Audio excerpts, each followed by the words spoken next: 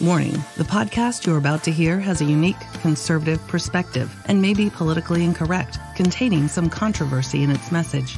This episode may speak out against liberalism, socialism, the dark state, and religious organizations. It is possible that evil in politics, education, law, society, and religion will be discussed and exposed. However, we believe this podcast adds truth and value to a mature, disenfranchised audience who may be tired of apostate religions and wicked world systems.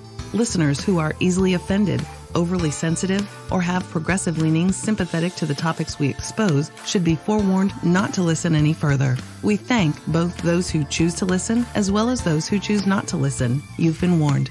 And now, let us get on with the show. August 2nd, 2019. Welcome to the Freedom Friday Hour by the KAPOW radio show, sponsored by fifthbookmedia.com. If you guys missed the July book giveaway, where we gave away 5 free, absolutely free ebooks, I'm sorry about that. Don't know when the next one will roll by. Maybe next year. Maybe never. It depends if I stay with that Smashwords or not. Anyway, those who did get those books, I appreciate it, and I hope you enjoyed. If you have any questions, you can email me at paul@kapowradioshow.com, something like that, and I'll try to answer your questions. And you should be able to get something out of it of value. They were absolutely free, so if nothing else, maybe some entertainment, hopefully. Anyway, today we have an interesting show. I got quite a few stories. So I'm going to go through them kind of quickly and not lollygag too long. So anyway, let's start with this first one. And I read this one. I really, when I posted this on our Facebook, what I really saw here was Genesis 6 stuff, Enoch 6, where the sons of God came down and mated with the daughters of men and created a race of giants or Nephilim. And so this is a hybrid of human and angel DNA, and it creates this hybrid. And the whole idea here is these fallen angels left their first estate. That's also it's written about in Jude and in 2 Peter, I believe, 1st or 2 Peter. I think 2 Peter. They left their first estate anyway. They left the second heavens there as watchers to watch humanity and to grow them. And they rebelled against God and went down to a mountain named Hermon Mount. And that's where they took an oath to do what they're going to do, the dirty deed, what they were going to do, and take the heat of the punishment from Yahweh. Really stupid. The first incursion that we know of, at least in Enoch, were taken and bound and thrown into Tartarus, a underground prison for the fallen angels. The second incursion, and thenceforth we don't know anything about, but it looks like they're still around until Judgment Day. Now, the hybrids that they created, the Nephilim, from the DNA of angels and humans, created a race to be worshipped. They were mighty men of renown, is what the Bible said. Your Greek gods, basically. Your hybrid Greek gods to be worshipped. And that's what humans did, because these things were far smarter than humans, a lot stronger, had angel knowledge, technology. It's the same thing we see today. People worship Apple and Google, all the technology, Tesla. And the men and women who make that nonsense, they actually worship that stuff because it's so far advanced. So in that day, it had corrupted all of mankind, totally corrupted. Humans were already in a fallen state because of Adam. But then the mixing of the DNA had corrupted everything that moved, even animals, to the point where God said, I repent even making my creatures. I can't deal with this because their thoughts are evil continually. Because once these angels rebelled, it was just pure evil. So God destroyed the whole world with a flood, killing these things, except for 8 souls, and that was Noah and his sons and their wives. And that's where we're descended from that point on. We're descended from the survivors of that flood. Now, here's what happened, and some people know this, some people don't, but when the flood came and killed the giants, also Enoch talks about how they killed each other with the sword before that. They went to war and killed each other too. That the spirits that left these things became disembodied spirits, and they're bound to the earth. They can't resurrect. They can't get saved. They can't, they don't have any of those things because they're a monster hybrid. They shouldn't have ever existed, but they do. And that's what we call demons. That's why when you read the New Testament, demons just appear. There's no explanation for where they came from, who they are. It's just, Jesus started casting them out in Mark, and everybody knew about, demons back then. We're the only ones that were in the dark 2,000 years later. So there was a lot of guessing, but that's where they came from. The ancient Jews knew this all along. They've always known it. So, and that's what put the world into place we're in now. They're still around. The fallen angels are still around, and they still are doing their hybrid program. Now, they're not, personally, this is Paul speaking, I don't think they're mating with the daughters of men anymore, physically dating, because it was never a sex thing. It was never a lust or a sex thing. It was about creating a race, a godly race for them. They wanted to be God, and they want to be worshiped, and because they don't like God's creatures, us humans. And so they still do that, and they do that through hybridization, cloning programs. Every celebrity you see out there, that's why they call them celebrities. They're celebrated. They're worshipped. Sports stars, big politicians. I mean, you name it. Authors, artists, anybody who's, a household name, more than likely is of mixed seed. Part of this, including, the president of the United States and presidents of all the other nations. That's what they are. So when I see this story here, it took me right back to Genesis 6 stuff. Now, also, you got to remember in Daniel 2, I believe, Daniel 2, I think 44 or something, it talks about in the last days of that kingdom, there's this fourth kingdom that comes up that's different than all the other kingdoms before it. That's the kingdom we're living in now, by the way. That the kings of that kingdom in those days, which is today, mix their seed with men, with humans. They mix their seed with humanity, but the two don't mix, and they don't. That's why it's crazy. They don't mix because iron doesn't mix with clay. And so the human is the mirely clay. They are the iron. And they don't adhere to one another. So that's why you have crazy town everywhere. That's why things are just nuts. And these people are nuts and their plans are nuts because they don't mix. They cannot create their own life like God did. But that's predicted in Daniel, that it would be in the last kingdom here. And that's where we're at. So this story here is that. So you're about to see in real life, in real time, what I'm talking about. It's dated July 31st, 2019. It's from the New York Times, and it says, Jeffrey Epstein hoped to seed the human race with his DNA. We should all know who Jeffrey Epstein is. We knew about him years ago. We saw documentaries on this guy years ago with his Love Island and the Lolita Express with the Clintons. Every powerful man in the world going to this guy's island and his ranch in New Mexico and having sex with children. And at the time, he's looked at just as a pedophile perv. And I think it's easy to look at these guys as just that. They're just pedophiles. They're just sick, twisted men and women. But what's behind this guy, as you'll see in this article, it's not just a lust for little kids or little girls. It is a vision he has. It's a fallen angel vision of reseeding humanity with his own DNA.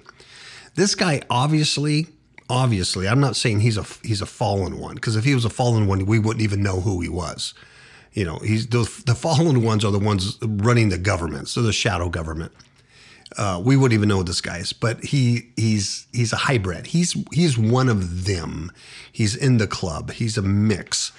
So he's trying to spread his mix because the goal is always the same: to destroy God's creature, God's humanity, and mix it with these Nephilim creatures. It's modern day Nephilim. They're not coming out as big giants anymore. The technology has been refined where they look just like us. And that's the problem. Because if they look different than us, they were huge, big monsters, we could kill them. But because they look like humans, you can't just go kill them because there's laws against that. And you can't tell the difference between them, between us two. You know them by their fruit. So anyway, Jeffrey Epstein, wealthy financier, I guess he's worth billions. Now, remember, our beloved President Trump is buddies with him, seen with him, Clinton. I mean, anybody who's anybody has been with this guy. And there's a reason. These are all the elite people. These are all the people that want to live forever, keep their seed going. They know what the plan is. They're they're aware of Illuminati, secret shadow government, things that we don't know about. In touch with fallen angel technology and knowledge. They want to be worshipped, and they control the rest of humanity. Jeffrey Epstein, the wealthy financier who was accused of sex trafficking, had an unusual dream. This is from the New York Times, by the way. It says he hoped to seed the human race with his DNA by impregnating women at his vast New Mexico ranch. So I think it's easy to look at that and go, he was just a pervert. He was, oversexed. He was, but that could be all true. But there's a real reason why they do these things. It says over the years, he confided to scientists and others about his scheme. And according to at least four people that were familiar with his thinking, his vision reflected his long-standing fascination with what has become known as transhumanism. Transhumanism is a science of improving the human population through technologies like genetic engineering and artificial intelligence. This is what this man is into. Now, some of the critics liken transhumanism to a modern-day version of eugenics, because it is. It's getting rid of humans to control this. To then breed this super race of new humans. So eugenics is a discredited field of improving the human race through controlled breeding. It's the same stuff. It's what the Nazis were doing. When you look at the Nazis, they were trying to raise the Aryan race. It used to confuse me when I was younger because I would look at the Aryans as the blonde-haired, blue-eyed, really white-skinned people. And you'd look at Hitler and he had brown hair, brown eyes. And he wasn't beautiful like these other people. These other people were beautiful. And it's like, he didn't even look like that, but yet he's promoting the Aryan race. Well, the Aryan race is not a race like we would think of a race. Caucasian, Chinese, Asian, it's not a race like that. It was fallen angel stuff. It's Nephilim stuff. The Aryan race was the Nephilim stuff. They were trying to recreate or bring back the Nephis through the fallen ones. That's what Nazi Germany did. That's why it didn't matter what Hitler looked like. He was in the know. He was part of the club. That was his job, to bring these entities back. And they did. And their scientists came to America and came to Russia and continued their program. It's been going on since Genesis 6, since after the flood. Because it says they were giants in the earth in those days, and also after that, when the sons of God came down and mated with the daughters of men. So though, getting back to Epstein here, though he was charged just last month with sexual trafficking of young girls as young as 14. They say he was a serial illusionist, and he lies about his identity of his clients, his wealth, his financial prowess, personal achievements. In other words, I mean, it's like a big illusion. Where's this guy getting his billions of dollars from and all this power and wealth? I mean, have you seen his island? Have you seen that ranch in New Mexico? Have you seen just the incredible amount of wealth this man had? And he had a lot of connections. And the connections he has was not only with political people, he cultivated valuable relationships with business partners and political leaders, but also with scientists, top scientists that work for Harvard. Stephen Hawking's, Bubble Boy, Stephen Hawking's, who's now orbiting space, whatever he's doing, was one of his buddies. A lot of well-known scientists. He would fund a lot of science, weird science. He would host dinner parties with scientists and get the very nice-looking female scientists. He wanted to interbreed with those type of people and create this new race. There was interviews done with more than a dozen of his acquaintances, as well as public documents. And he used the same tactics to insinuate himself into an elite scientific community, which allowed him to pursue his interest in eugenics and other fringe fields like cryonics, staying alive forever, bringing yourself back to life.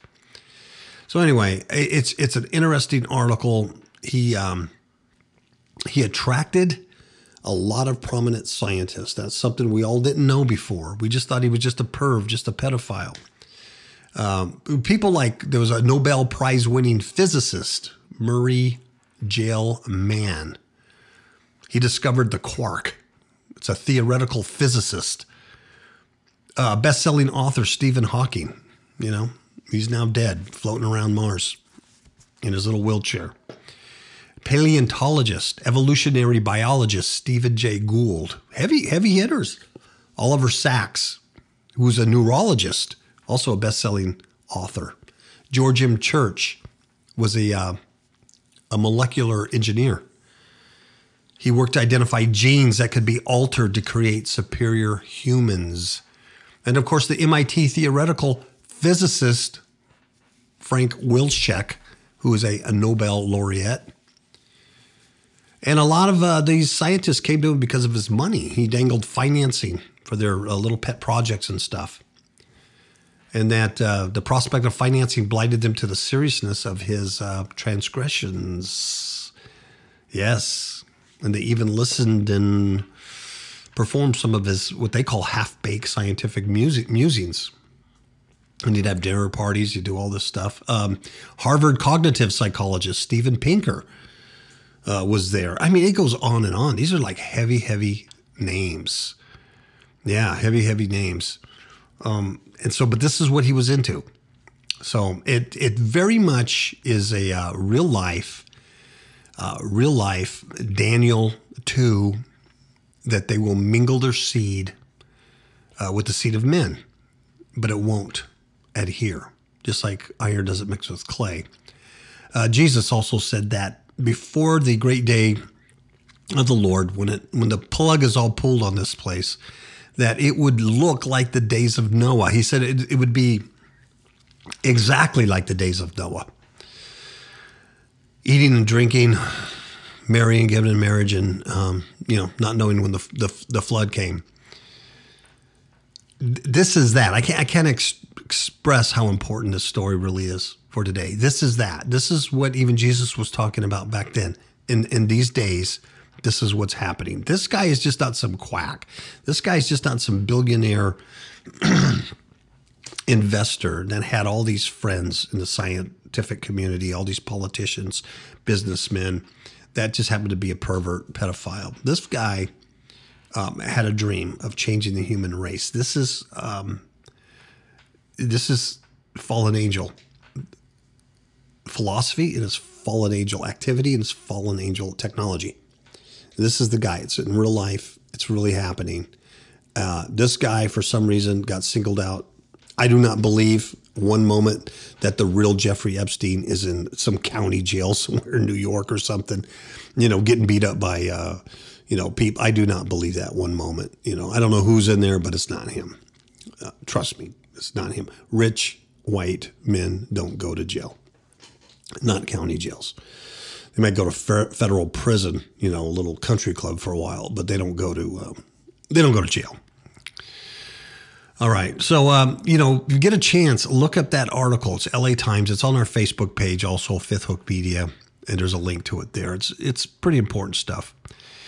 Yesterday, a couple of days ago, I should say, July 31st, it was a black moon. A black moon means that there's two new moons in 1 month. That's what a black moon is. It's an important holiday for witches and Wiccans and all those people that track such things. Yeah. And it happened to fall on the same day as Luftnasa, which is a Wiccan, occult, witchcraft, pagan Gaelic holiday celebrating the harvest of the first fruits. And there's sacrifices and rituals and all that stuff. It's interesting that yesterday was Luftnasa. The 31st was Luftnasa. And also it was a black moon. Interesting. So there was a lot of high witchcraft running around yesterday. And you might feel the repercussions of that for the next couple of days. Here's an idiot. What's going on here in the world. People need a savior. They need truth, right? They need the real reality of God's world. They don't need the phony temporary reality that was created by these fallen ones. We're in enough trouble as it is. With this clown, I don't know who this guy is. I've been out of the church scene since 2012. That was the last time I ever attended a church and was involved in it.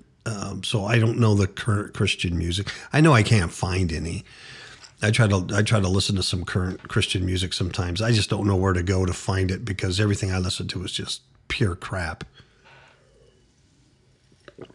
I can only listen to the old hymns that really mean something. And I'm not saying that is all crap. I can't find it. So this guy, excuse me, I have no idea who he is. Never heard of him, never heard of his book. Had no reason to, but apparently he was famous. This is from CNN. His name is Joshua Harris. He's a former pastor, and he wrote this huge relationship book that sold, over 1 million copies, and it became a fixture in Christian youth groups 22 years ago. The book was called I Kissed Dating Goodbye. So that's probably why I never heard of it. I was already a grown man, married. But I guess the book railed against sex before marriage and homosexuality. And it sold over 1 million copies. It was a huge thing. So now, 22 later, he says that his marriage is over and he's no longer a Christian. I think he's gay. He looks gay. He has that gay look. I do. I'm not just being mean. He looks like he turned over to the gay agenda. It says a former pastor who wrote a best-selling book on traditional relationships, he confirmed the end of his marriage. And then not only that, he apologized for opposing LGBTQ rights. And he announced he's no longer a Christian. Like I said, he wrote that book, I Kissed Dating Goodbye, sold 1 million copies. It was huge. Harris now says that his 1997 book contributed to a culture of exclusion and bigotry, and he has undergone a massive shift in regard to my faith in Jesus. In other words, he doesn't have it anymore. So obviously he wrote this book. It was big in churches. So obviously he was using biblical scriptures and stuff to support it. He no longer believes in that. He said that by all the measurements that I have for defining a Christian, I am not a Christian. I have lived in repentance for the past several years, repenting of my self-righteousness, not repenting for any sins, but he's repenting of his self-righteousness because he was a Christian. He's repented of his fear-based approach to life. He's repented of the teaching of his books. And he's repented of his views of women in the church. And he's repented of his approach to parenting, to name a few. He says to the LGBTQ community, I want to say I'm sorry for the views that I have taught in my books. And as a pastor regarding sexuality, I regret standing against marriage equality for not affirming you. Listen to that kind of language, that kind of talk. You know, this guy, talk about turning a new leaf. You know, he turned right over and got him homosexualized. I mean, you just can't talk like this, if you're normal, I apologize for not affirming you, really, and your place in the church. And for any ways that my writing and speaking contributed to a culture of exclusion and bigotry. I hope you could forgive me. Oh, my gosh. So this guy's a clown. He's an ex-pastor. But see, this kind of stuff, if he wanted to just go to hell on his own, that's fine. I can care less. Go to hell on your own. That's your prerogative. But the thing is that he comes out and does this, and he totally besmears the gospel of Christ. He totally besmears Christianity, real and phony. And that's what gets me. And he's taken a lot of people down with him. So he previously confirmed his divorce in a separate post. He ended 21 years of marriage after realizing that significant changes have taken place in both of us. In other words, he turned queer on her. His book had encouraged people to avoid dating, remain celibate before marriage. It includes numerous sections on the dangers of lust. He said lust is a problem and God hates it, so should you.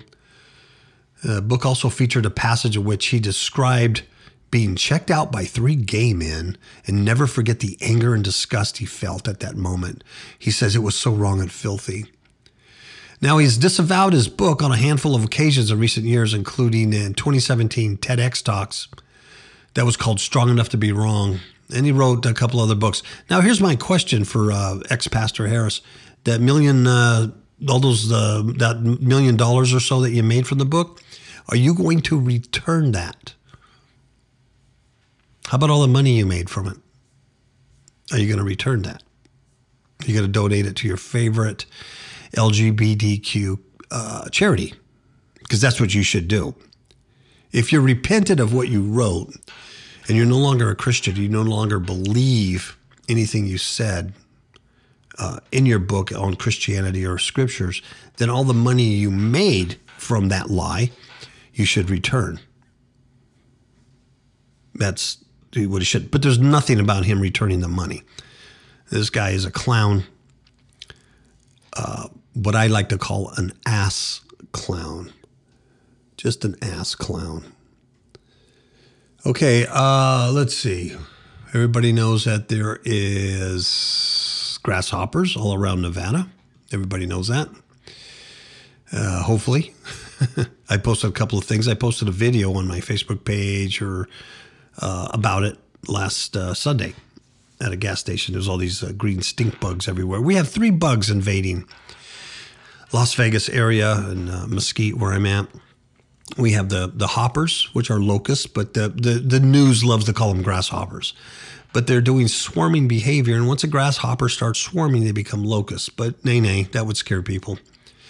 So we have these locusts. We also have these green stink bugs that apparently weren't here in the United States 20 years ago. They just came in the 1990s. They say from Asia. And they just love destroying crops and stuff. And when you try to kill them, they stink. And so they're a pain in the butt. And then in the winter, when it gets cold, they get in your house and they nest and breed and produce pheromones that attract more of them. They're just like demons. They're stink bugs just like demons. The third type of bug we have is these little brown gnats. And they're small enough to actually get in your house, slip through the screens and the windows and stuff. So there's 3 things. And they're all over the place. They're not clogging up any air conditioning or really harming anything yet. They're just all over. What's amazing is the green vegetation here. We got, here in Mesquite, I think we have something like 18 golf courses or something. I mean, it's golf course heaven out here.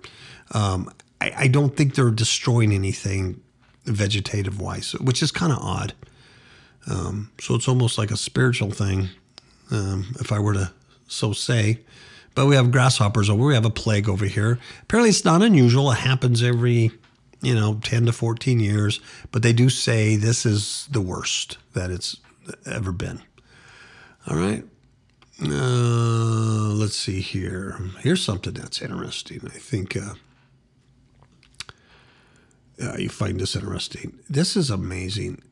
This is right here in Phoenix.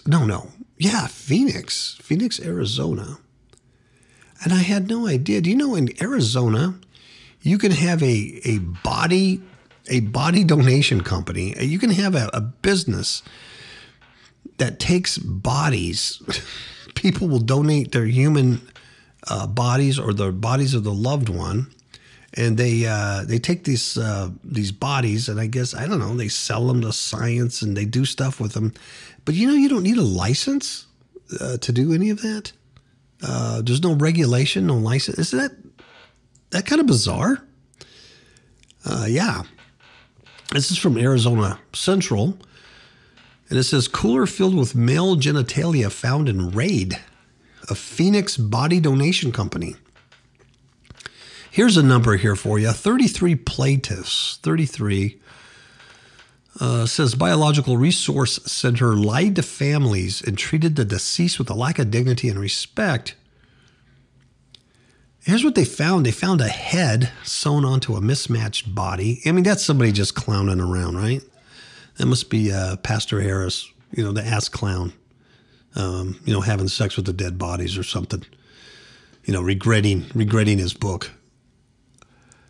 A head sewn on a mismatched body, a bucket of limbs, and a cooler filled with penises are among items found by the FBI on a raid.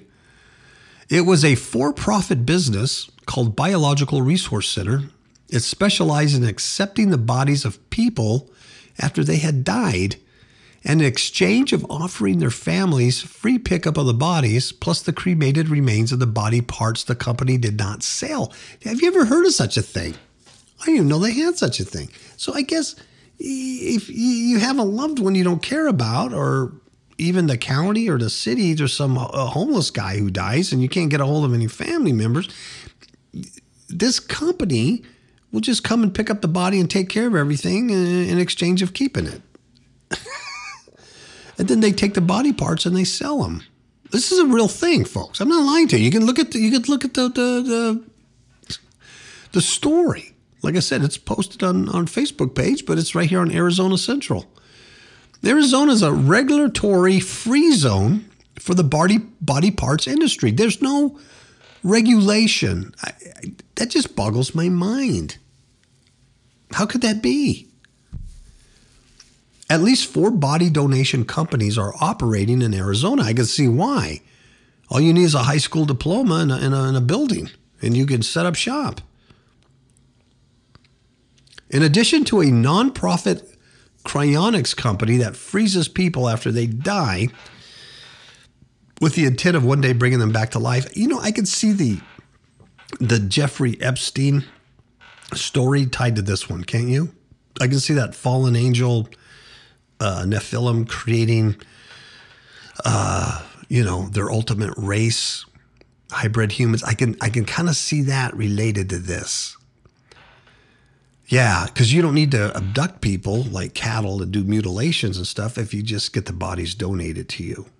And because the rich and powerful have made it so where you don't even need licensing or regulation. You just, hey, this is what I do.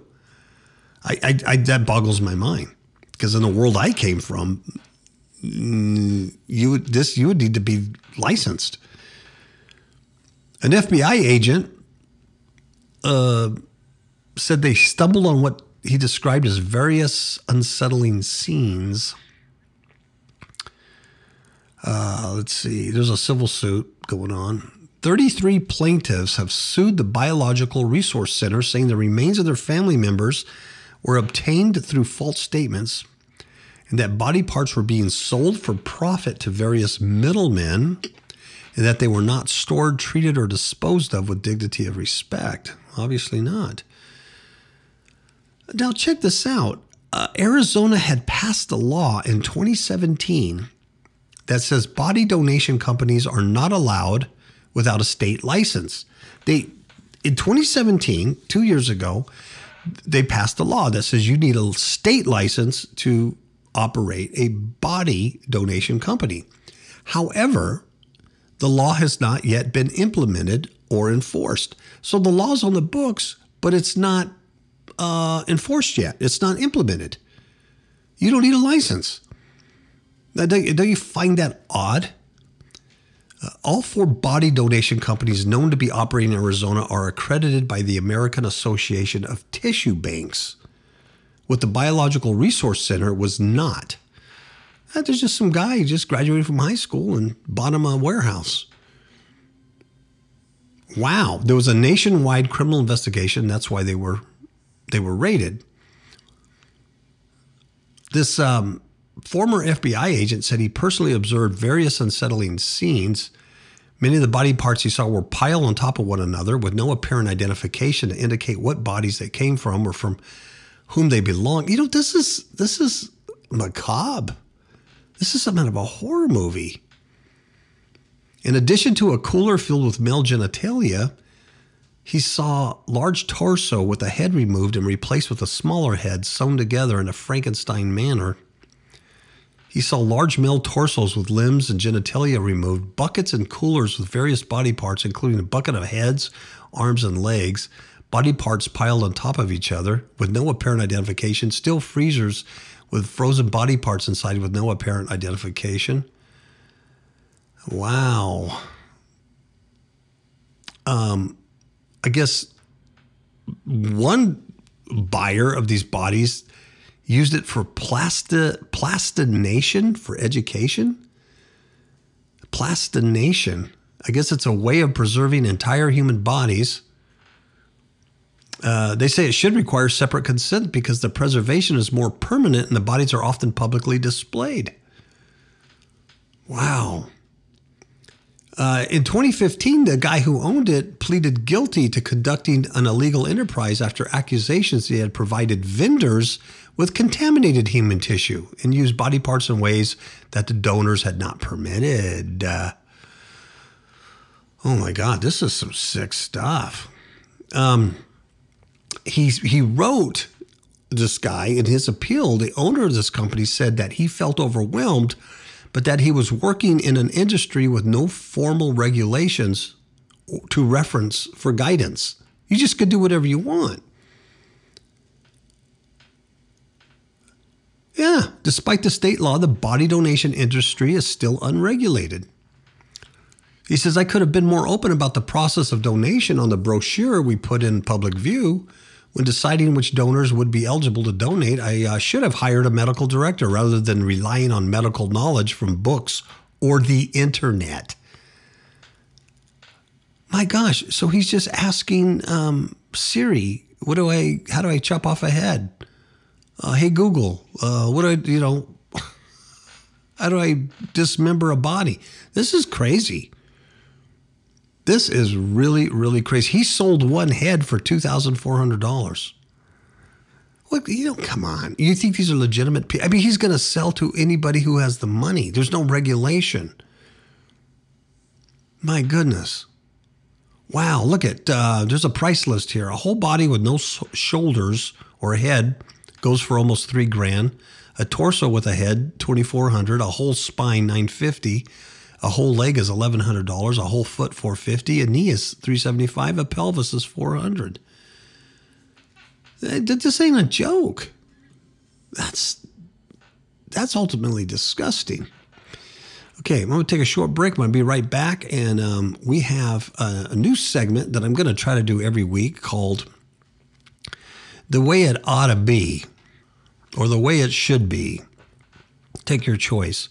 My good friend Juan had a suggestion. After last week, I had posted a story that was a positive story. It was actually a good story about this little kid who was found after missing for 12 hours. And he was found and he was laughing and giggling because he saw the horses and the rescuers come. And it was just a nice little story. And it felt good, especially after the week before with all this heavy, dirty, nasty news, that I have to put forth. So one had contacted me and he said, look, here's an idea. Maybe once a week you can have a segment called The Way Things Ought to Be, or The Way Things Should Be, and post a feel-good story, a positive story. And I thought it was a great idea. The problem is finding these. They're real rare. How are you going to find, this day of age, they're out there. There's good things that are happening, but, that doesn't sell internet advertisement, I guess, it's hard to find in this evil world. So I would say to all of you, if you guys find a good feel-good story, a good positive story, ship it to me, ship it to me through Facebook or email or something. Let me know and I can post it. So he had sent me one and then I found one myself. And then, when we come back, I'm gonna read 2 this week instead of 1. So hopefully I'll have more next week, but they are hard to find. All right. I'll be right back. Recently, spiritual attacks on innocent people have increased considerably.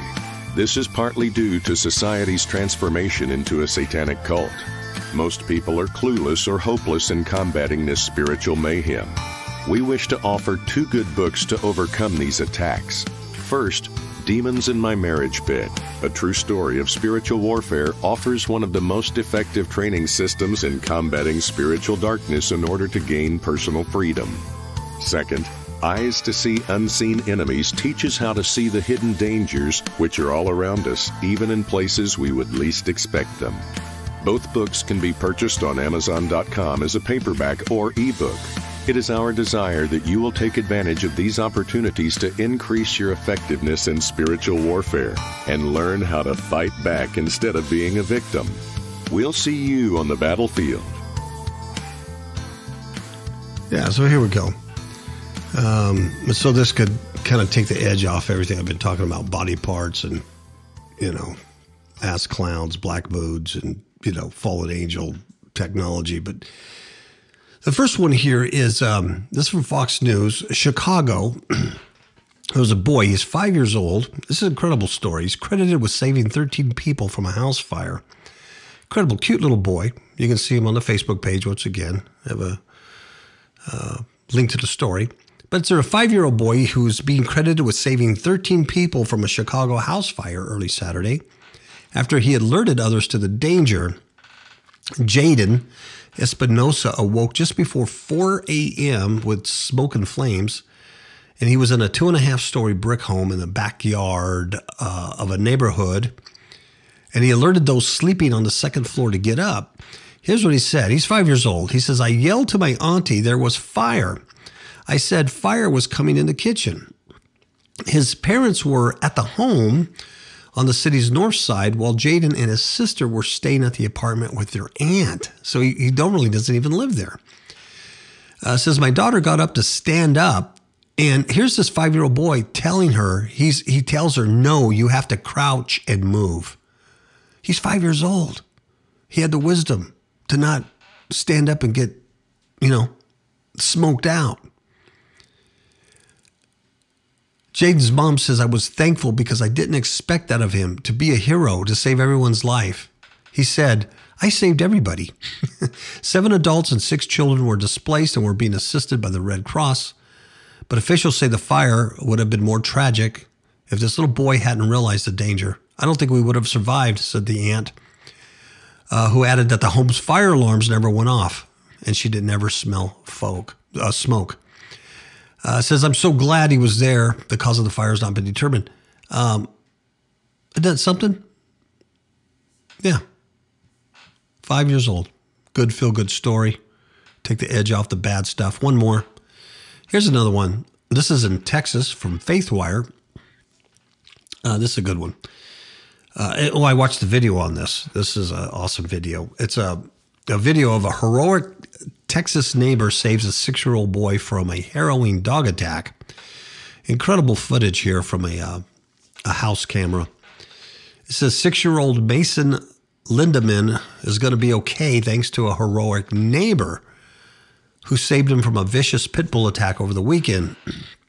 The little 6-year-old was playing with his 2 neighbor children outside of his home in Texas last Sunday when an unleashed pit bull ran over and immediately began attacking him. And it's on the video. You can see it. It's not a puppy dog wanting to play or be petted. It's the dog was going to kill him. It's going to eat him.